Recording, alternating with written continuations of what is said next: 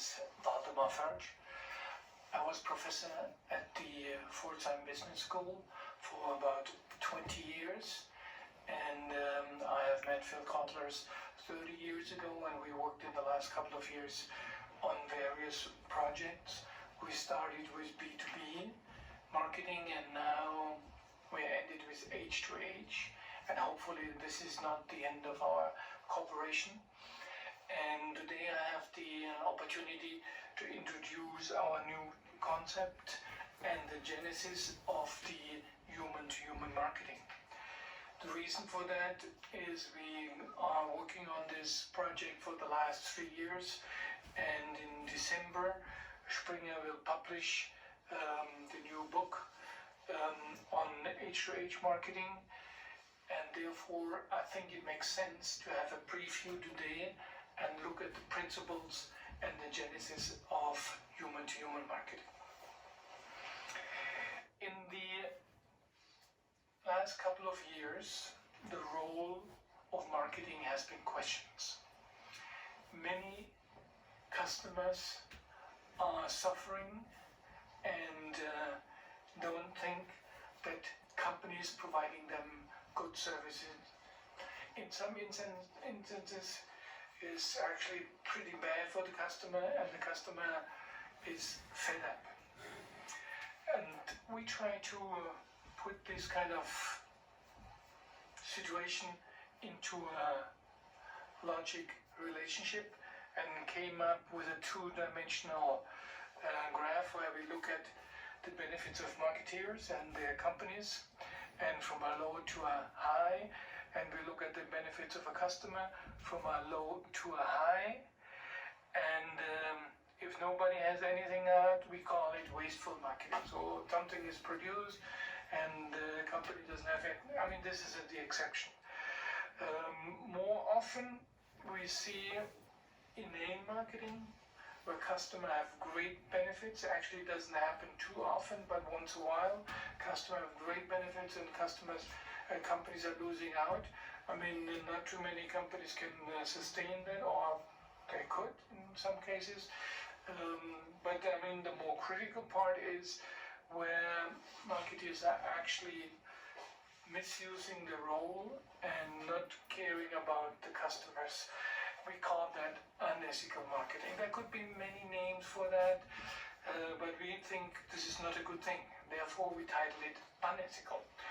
What we like to see is that both parties, the customer and the marketing organization, benefit out of that. So a joint activity, a joint solution, a joint thing which could be called human to human.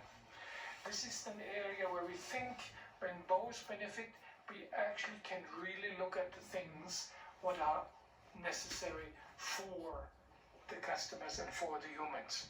So I think when we look at the existing activities of marketeers and the existing benefits what customers get, we can characterize this into these 4 dimensions.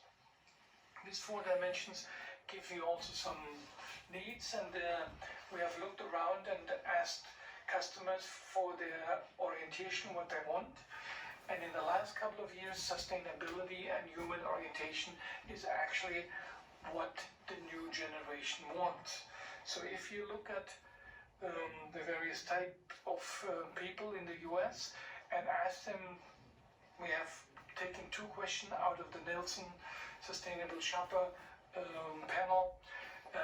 Is it extremely or very important for me that companies implement programs to improve the environment? So the sustainability. And when you look at the results, the baby boomers, people in our age, they say it's important. I mean, I say it's important, yeah. So take care of their environment. Generation X, actually 66% see it more important. But now the millennials, 83. This 83% is even above the global average. I mean, what we see currently that the young people want that it's taking care of the environment and it's taking care of themselves. If you ask the question for how would they act, so I definitely or probably will change my purchase consumption behavior, you will see similar effects. Baby boomers say, well, I can drive a hybrid car, or I can drive an electric car, and the statistics show it 30%. Gen X 46%, and millennials 75%. So what we try to say here is, and we use it also in a global context, is that the young people are demanding, and they will actually do it also, that the sustainability and the human orientation is in the center of all the marketing activities.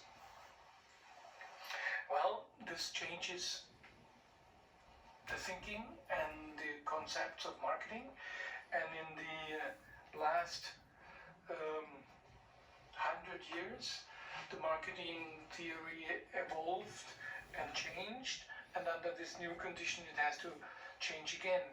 It came all from the national economics, the Adam Smiths and the sales policy, and it came to two types of theoretical concepts. Of course, you can frame that differently. We think that it's important to look at the marketing theory and the contextual theory, and then in the 40s, distribution and classical sales theory was the most important thing where books and articles were written about. After the war, the modern approaches for marketing theory came up, and in the sales theory was more the trade orientation and the competitive orientation, and finally in the 80s the consumer orientation.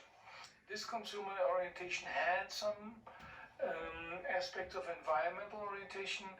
It looked at networks conditions, and it finally looked at the digital orientation in the last couple of years. The new marketing concept came a newer paradigm for marketing, so new concepts came up, and there's quite a variety of this around here. The things what we are looking at is actually some subcategories which came out of that. The first one what I like to mention is the design thinking, which came in the late 70s and brought the innovation to the marketing theory, and it was very much incorporated in the new paradigm of the new marketing theory. The digitalization is actually starting around 2000. I personally worked on digitalization in the early 90s, late 80s already. I was involved in the digitalization of the Los Angeles harbor, where RFID chips were put on the containers and made the flow much more smooth, and the handling time much shorter. In addition, around about 2000, Lush and Vargo have developed the service dominant logic, which is absolutely present in all the companies which are successful. You look at the IBMs, the GEs, or even at the digital companies, the Googles, they are all service oriented. Amazon is one of the great examples out of that. So looking at these three last aspects of the theoretical development, we think if we put that together, we have a good basis for H2H marketing. Well, that H2H marketing is our new concept, and we look at this as a model which incorporates various aspects of the changes. And the changes are triggered from design thinking, starting in the 70s, where they have a really clear human-centered mindset.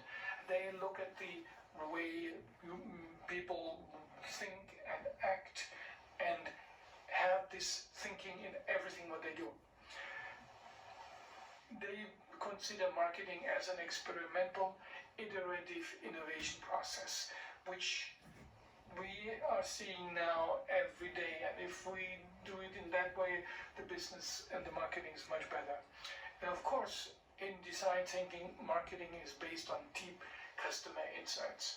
It's this really understanding why and what people want.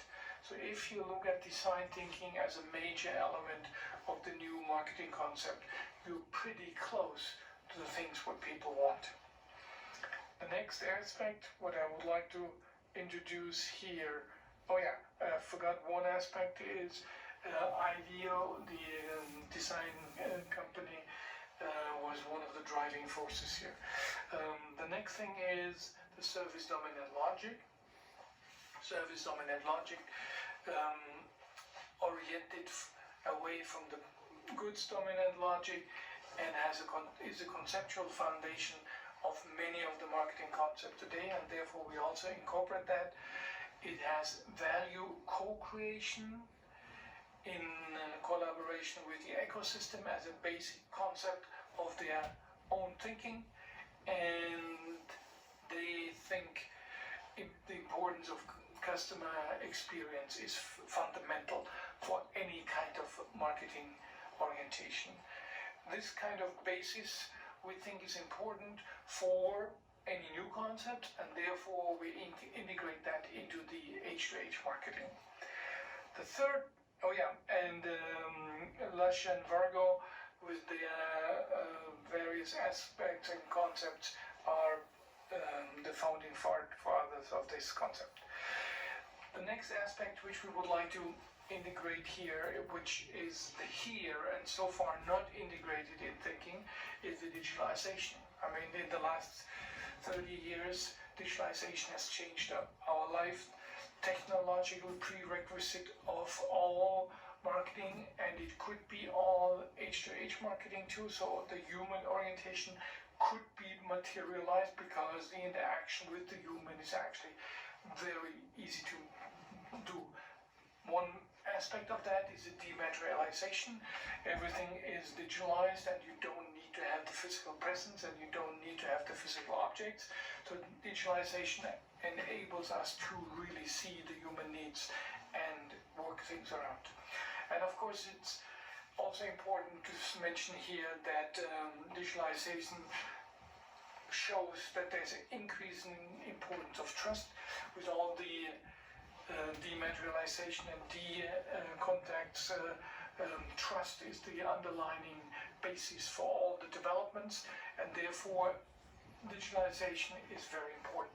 Trust is very important in any marketing concept because it is built for what we call then later the branding concept.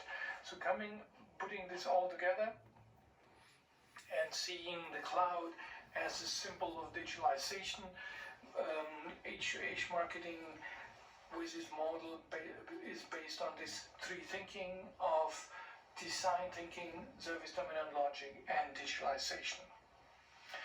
In addition, the H marketing components correspond with different management layers, so that after having that model, we have to see what is actually underlining that. And we think the mindset, the H2H mindset, is the foundation of everything. It's a normative management, sustaining and justifying. You are oriented to the people, you want to be oriented to the human. Of course, you also can do that consciously in the other way around, but we think if we talk about human-to-human marketing, the human-to-human mindset is instrumental. The next layer is how it's implemented. We call that H2H management, and that H2H management has the strategic alignment and the adjusting of the activities around all these kind of fields. So after H2H mindset, H2H management is the operating part, and then of course there are processes which you have to be fulfilled and make the operative management, the execution and the implementation of this model possible. So putting this all together, we have an H2H marketing based on design thinking, service dominant logic, digitalization, and the management layer, process management, and the most important, the mindset. This is a model which offers the basis for continuous thinking, and I think we have here the opportunity to demonstrate something pretty new.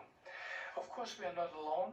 When you look at the things what good marketing thinkers have said, and I would like to just have one quote from Steve Jobs. This quote is a couple of years old, but it says very important things. You've got to start with the customer experience and work backwards to the technology. Well, this is a very important statement. It's cut out of a longer presentation, 1985, but it just highlights the emphasis which we said: the customer, the human, is the center of all activities, and the success of Apple is without no doubt related to this strong relation to the human. Nevertheless, Apple is also an example for innovation, and of course innovation is built on various layers, and there's a model called trifecta of innovation, which puts the human problem at the beginning, and out of the human problem comes the desirability. Is there something what we want? Is there something what we want to achieve? And out of the desirability, you have to ask yourself, is it viable? Can we make it? Does it bring the benefits? Does it return the money? And of course, then the final one is the visibility. All that is actually prerequisites of successful innovation, which leads to innovative solution for the human. So we believe if you are really orienting yourself to human problems and have a concept of innovation which it considers desirability, viability, and feasibility, then you can achieve successful innovative solutions.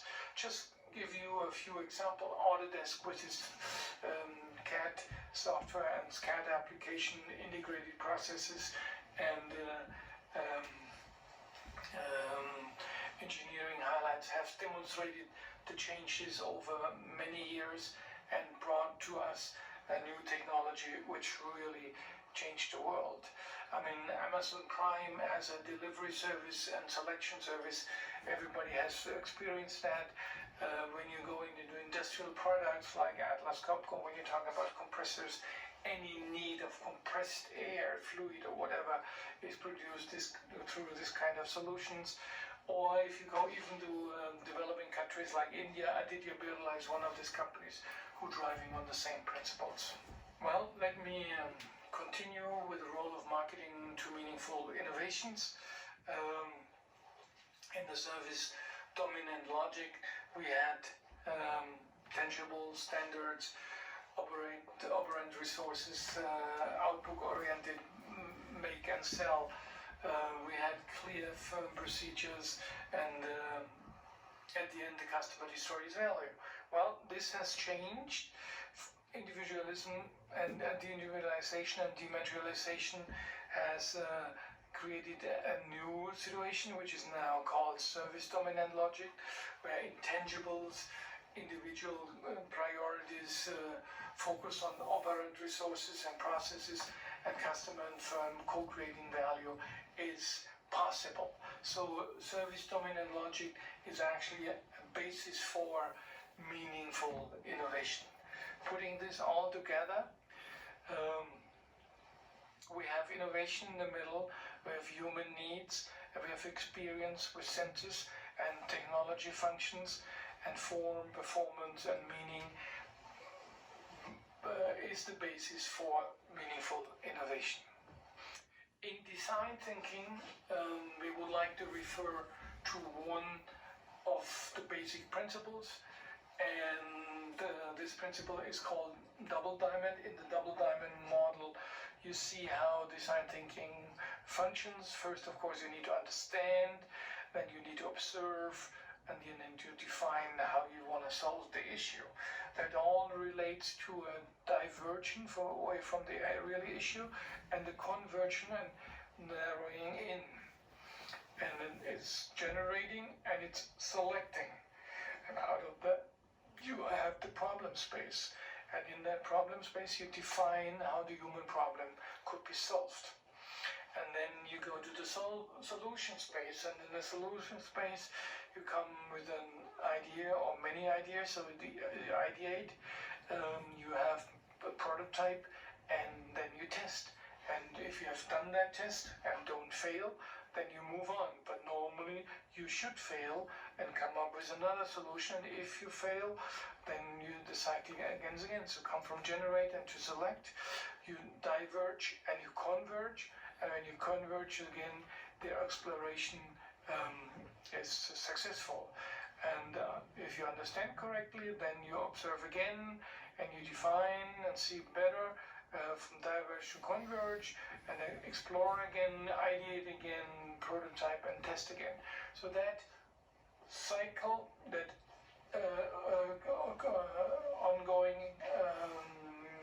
aid symbolizes the design thinking process as a double diamond model, and symbolizes a continuous process which fits together to the other conceptual ideas. So design thinking is a great basis for continuously innovate and drive divergence and convergence forward. The iPod is a good example. It started as a basis model and continued to develop, finally ended up in the iTunes system and integrated in other system. You look at Salesforce. I mean, Salesforce is a similar example. On the software side, I have a physical product which is here, hip organic children food, where they continuously innovate and bring up new solutions and better food for the babies. An industrial example could be Fujifilm, a non-destructive testing system. They go through this kind of iteration processes continuously and come with endless solutions for testing materials without destroying them. Well, when I look at the third dimension of our concept, the digitalization, digitalization has major impact in the last couple of years. And when we look at the digitalization period from 1990 to now and the future, we had started with the mass market, and the mass market was served through non-digital or through digital channels. And out of the mass market, we had the mass segments. Out of the mass segments, we had specific target groups. And now we have reached the segment of one, the individual, which is very interesting because now every human could be served. So digitalization is a great basis for our H2H marketing concept, and particular the way we deal with them. I give you one very specific example from my personal side. When I watch BBC News on my smartphone, they offer advertisement from Springer, which is my publisher, and they offer me my books and similar books, so they know I'm watching BBC. So, and of course, I can purchase that and close the individual loop. Well, there are many steps of digitalization in the industrial environment, and this digitalization will be here for more years to come. We see the internal and the external digitalization, and we see various stages. Fundamental data processing as stage one, where we had stationary internet and homepage. We had computer, ERP system, automated data processing at the early stages. In the second stage, we had the interconnectivity, mobile internet platforms, external social media, big data and cloud computing. And the third stage, the interconnected product and services, we have business models changing and products and services, the new world where we are living now, and tons of applications. And this integrates now with Internet of Things, Internet of Data, Internet of Services, Internet of People, and creates what is called Industry 4.0, where smart factory and smart mobility go together, where smart buildings and social web and business webs are here. So that is the overall situation of the digitalization, and we are just at the beginning. There will be stage 4 and stage 5, but the effects are really important and great for the individual consumer. In the last couple of years, also the customer's role in value creation has changed in the service dominant area, and in the early service 80s and 90s. Customer operate resources, companies create value, customers destroy value. That was the way they looked at it. And then from the 90s, the change has happened. Customer were operant resources and value creators. Companies can only offer value proposition and create the value with them. So we reached the age of transcendence, and hopefully from now on this will be the reality.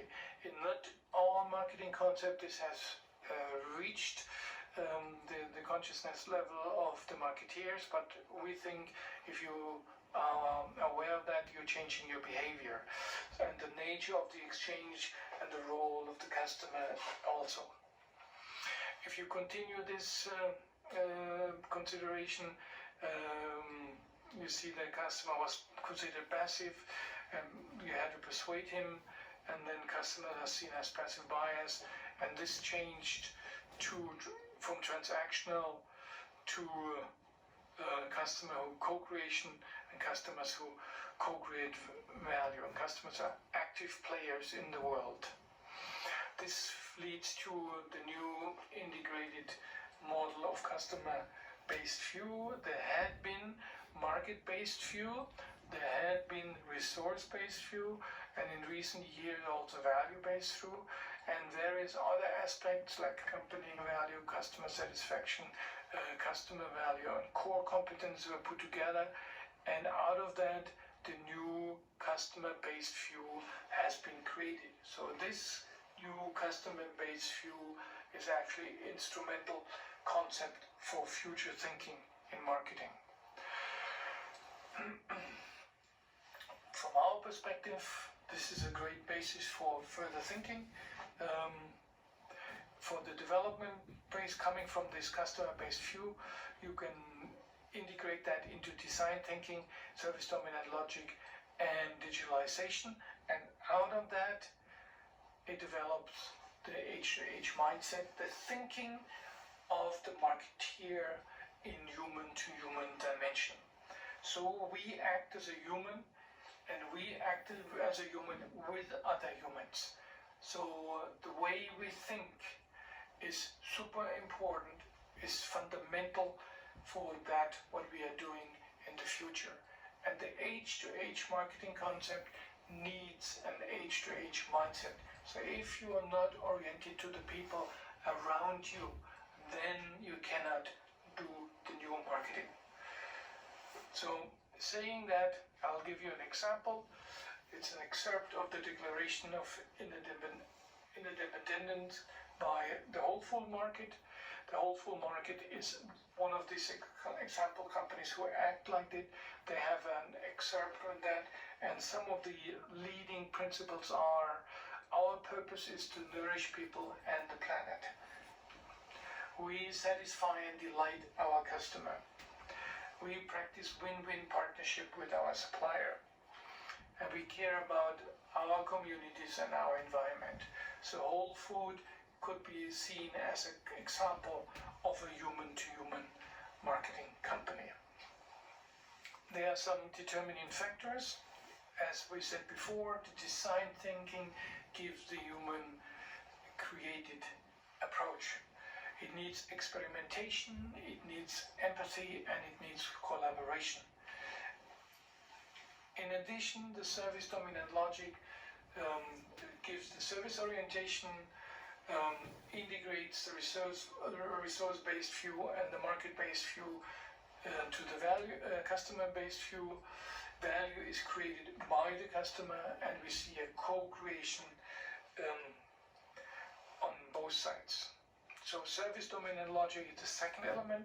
The third element of the H2H mindset, the digitalization, the interconnected thinking. We are thinking together with other people, the agility, the priorities of human over machines. So this is the concept which we think is instrumental for H2H marketing, having an H2H mindset.